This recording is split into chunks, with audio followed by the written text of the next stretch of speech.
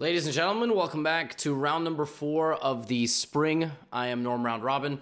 I've got 2 points out of 3, and in this round, I am taking on Nico Chasen. Nico is a 23-30-ish, I think maybe 23-12. I don't remember his exact rating on the official list of the tournament. Yes, I could have looked at it literally 5 seconds before I hit the record button, but this is just how I live life out here, you know? But he's rated over 2300. I don't think he has any IM norms. Maybe he has one. Going into this game, so this is what I knew about Nico. I knew that he plays d4 knight f6 and e6 systems. So prior to the game, I narrowed my repertoire down to 3 choices. I was either going to play a Nimso Indian sideline. So I was thinking maybe g3, maybe e3 knight e2. Maybe queen b3, maybe e3 bishop d2, which is currently very popular. Or I would play a London, or I would play the English. I mean, all of these things have to be decided kind of ahead of time. And I decided that I was going to play the London because I had some intel. A couple of rounds ago, he was black against the London, and he played e6, e3, b6. His opponent played knight f3. And there's actually a very interesting move here that's been played by some strong players, which is queen f3. And the point is you attack the rook, and yeah, it's an interesting move. Knight c6, for example, white plays here in long castle. Very complicated position. So I was hoping he would do that, or I was hoping, we might play just the normal London, or some c5 lines, which are very imbalanced. But then he played here, and I was like 100% certain of the fact that he doesn't play this opening at all. And after the game, he told me he was just literally making things up. I mean, maybe he was embellishing the truth a little bit, but yeah, he doesn't play this. So I'm like, okay. Obviously, I can just play a London, like a normal London system, which is slightly different against this setup because black can play it in King's Indian style. But I decided to play Joe Bava London. For a third time in 4 games, basically, because against David, I played it with colors reversed. And this time, rather than play what I did against Theodora, I don't know if you guys remember, I played this line against Theodora. This is just completely equal for black. I decided to play knight b5 and actually literally follow my game against David Berchess. Like, this was the exact game. And in that game, I played this, and then h4. And David played knight e4. And the colors were completely reversed. So in this game, I decided to play h3, and I was going to slow play it. And I knew, of course, the position is equal, but he's in territory where he gets no theory whatsoever. And I'm like, all right, game plan is just outplay him, just develop my pieces. h3 is a good move because the bishop can always drop back. Also, developing his bishop is now difficult. He plays bishop g7, knight f3 castles, and bishop to d3. Nihal Sarin has played bishop e2 here. I didn't really understand the difference between bishop e2 and bishop d3. No, rather, I didn't understand which one was better. This one made sense because I'm trying to play for e4. Also, he can't really trade bishops with me because I can take, and I can get a head start here on just attacking him. So this is a very nice thing because I haven't castled my king yet. Fg, hg, knight g4, and something like even knight e5 is super strong because I just go here and I win. So, yeah, I just thought, okay, bishop d3 makes sense, and bishop e2 lets him go here, or even b6, and, something. So I played bishop d3. I didn't really know what his next move was, because normally in these positions, black tries to play for c5, but he can't really do that right now for a variety of reasons, but first of all, I can just take, and second of all, I can just ignore him. So he played knight e6, I played bishop e5, and I figured he was going to go c5. And I was just going to leave it. And then if takes, and play this pawn structure. This is what I was intending to play. He really surprised me here with the decision to play knight d7. Let me tell you why. So the reason why I thought this was just kind of illogical is because, I thought he was going to take with the king. He took with the knight. I'm just like, he's kind of, what is he doing with his knights here? He's forcing a trade, but he's going to need to spend at least a couple more moves coming back, right? Like pushing and coming back to the center. So, yeah, I don't know. It just seemed like kind of the wrong way. I thought about just starting an attack here, but this is very silly. He just gets my bishop, And then he can just ignore my attack completely, like play c5. And okay, it looks like I'm attacking, but I am most certainly not attacking anybody. Oh, no, sorry. If I take this knight, then queen h5 is winning. Here he would just take back. Okay, again, like it looks like I'm attacking. Queen h5, queen h7 is mate. There's no mate. Here. Everything is covered. So I decided to trade bishops. And as he is kind of going on the back foot here, I thought about h4, h5 now. Thought this was just dumb because by the time I arrive to h5, he can just take. He could just take with a knight. So I played e4, which is a move. I already played the move e3. I'm able to do this because his knights are so scattered, right? Like just very silly looking position. I thought here, if he took, we could get a Tartakow or Caro-Kann. So if you played knight f6, we're in a Tartakow or Caro-Kann pawn structure. So I was ready for this. I also thought maybe he would play queen b6 and go this way. But what he played was a much more forcing solution, which is the move e5. This is a tactical solution because it looks like I'm just winning a pawn. I'm not. I thought about e5, but I thought that what we were getting on the board was better for me, and I was very happy. So I took. He sacrifices his knight, but the intention is to fork me and now win the knight back. What he told me after the game was he missed my response. Not that I can block with my queen, but then I can castle long. So he saw this and probably assumed I had to go short, looked at this and maybe was like, this is a bit too dangerous maybe. But long castle, I was very confident here. I thought that he had just overlooked this. And I'm just going to go f4, g4, f5, like, kick his queen out of the middle. Just like, for example, how bad it can get. f4. If he tries to stick around, I can boot him again. Like, just to show, like, in a worst case scenario, f5. All right. Knight f6. Something like this. Then black loses. This is, of course, worst of the worst. But the idea is the same. It really felt like my attack was just going to trampoline here. Like, no problem. He played bishop f5. And my first instinct here was just obviously rook e1. It's just, you don't even think about that move. If he takes rook e4, we play chess. But then I got to thinking, I'm like, what is so bad about f4? And I started looking, and that's what I played. I was looking at f4. He's going to keep his queen in the middle. I'm going to kick him out. He's going to go this way. And then here I was like, yo, check out this cool variation I calculated. Check here, and even though this is hanging, I take the bishop first.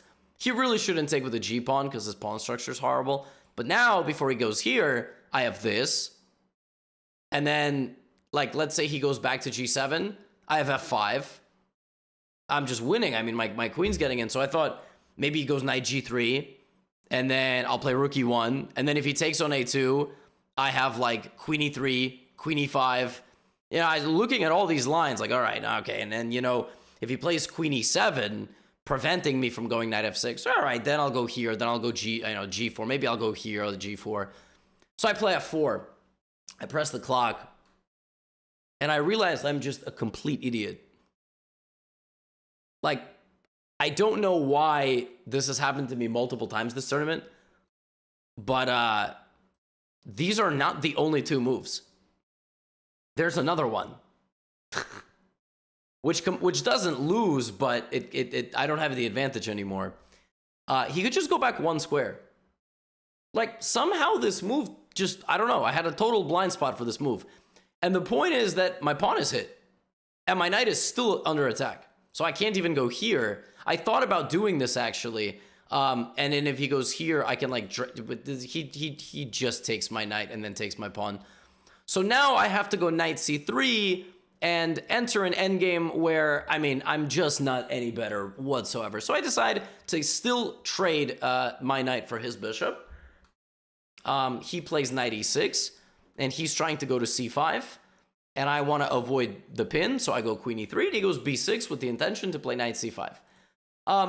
Again, the position is totally equal, but I'm trying. I think I play the best move here, which is the move g4. Stockfish agrees. The point is that I want to take space. This is where I'm stronger. All my pieces face this direction. So even though he can play knight c5, and he can take my bishop, I control the only open file on the board right now, really. And my pawns are more advanced, so I'm just going to slowly torture him, right? Our kings are not on the same side, so I can push my pawns as far as I want. Here there was a tough decision of whether to trade rooks and then take with the pawn or not. If I do this, I really felt like my rook was passive, so I decided to trade rooks. And we got to this endgame where black is equal, but I'm trying. So I had a lot of different ideas here. First of all, there's the question of do we trade queens, rooks, both, or neither? Then there's the question of which pawn to push. So I thought about playing f5 here. I didn't play f5 because I didn't like that he can make a fortress. And now his king can even get off the back rank. I thought about just, slowly improving my king. Stockfish likes this, actually. But it thinks that he can go like king f8 and also fight back on the e file. But king c2 and probably just before I push my pawns would have been better. I decided to do this, and my logic was that he can't take my pawn because I always have rook e8 check. So queen d3, rook e8 check. And if he takes this, and if this, and I win. So I thought, okay, queen d6, I'm just going to play h4. I'm so smart. Now my plan is very simple. Well, actually, a6 is pretty bad. But let's just say, my plan is something like this, maybe. Or maybe like this. Just something, try to force his king to stay on the back rank. And I was building confidence, and then he just totally dumped a cold shower on me with the move queen d4. And it's funny, rook e8 looks like it works, but it doesn't. The reason why this doesn't work is because this is not a check. I mean, it is, but in the other version, when he takes my pawn, he's not covering that square. So queen d4, king c2. I can't really trade queens because then he arrives with a fork. Just shooting myself in the foot. So I said, okay, no problem. It's time for the next phase of the game. All right, I'm just going to slowly improve my position, one step at a time. Then I'm going to advance my pawns, and what we're going to do is we're going to crack through right here. So, if he plays like rook d7, I'm going to go b4. Then I'm going to go, king c4. Then I'm going to go a4, rook d8, d4. Like, you get what I'm saying? Like, this is the plan, right?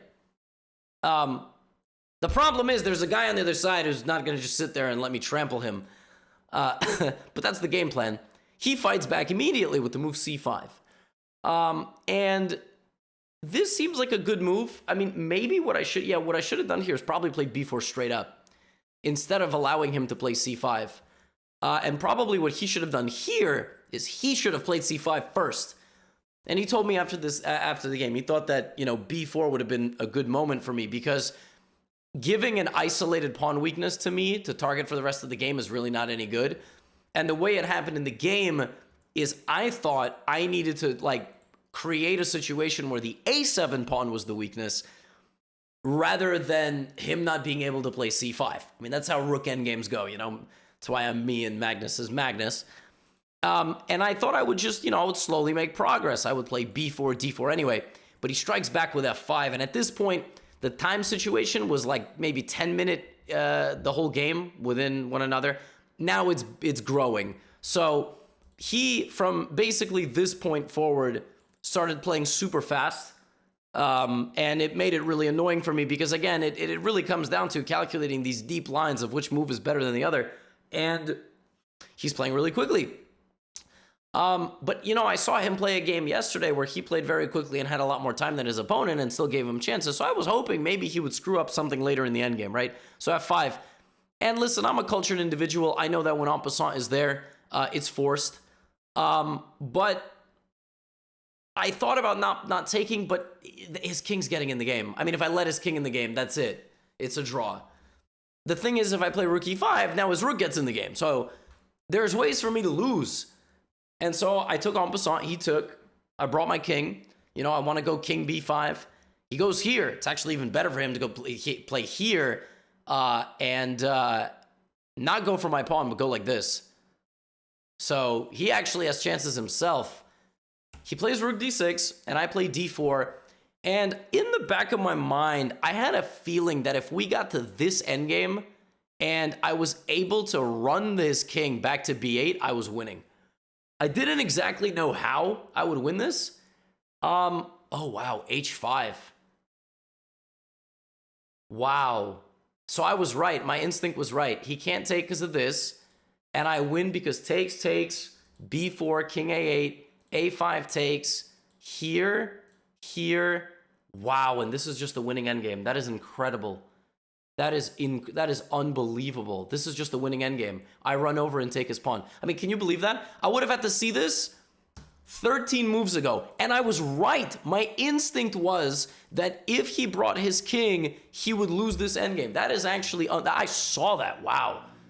Yeah, I have something to be proud of in this game. And this entire sequence with forcing his king to the corner first, because if I rush, so if I play h5 now, this doesn't work. f5, king c7, he stops my pawn, his promotes. I have to wait for his king to go to the corner like this, and then I can do that. Wow, it's wild.